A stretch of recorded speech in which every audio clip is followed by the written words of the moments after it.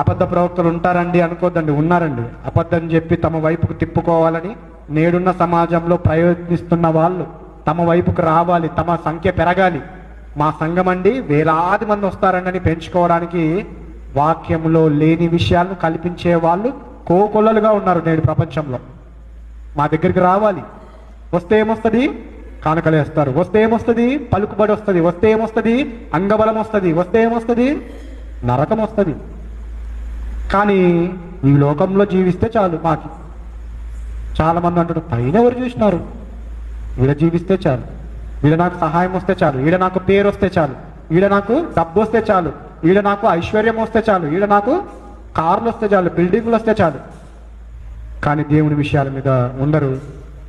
తద్వారా వాళ్ళు ఇంకా ఏం చేస్తారంటే భక్తి పరులను కూడా క్రూరమైన తోడేళ్లలాగా ఈడ్చుకొని వెళ్ళిపోతారు. అందుకనే వాళ్ళ విషయమై జాగ్రత్త పడండి.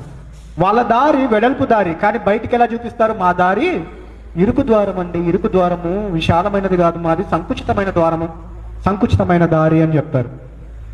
వారి ఫలము వలన మీరు వారిని కనుగొనవచ్చు అంటున్నాడు. చూడండి, నేడున్న సువార్థికుల్లో వాళ్ళ జీవితాలను చూడండి. ఫస్ట్ ఎవరైనా కానీ వాక్యం కన్నా ముందు ఆ చెప్తున్న వాని యొక్క జీవితాన్ని చూడాలి.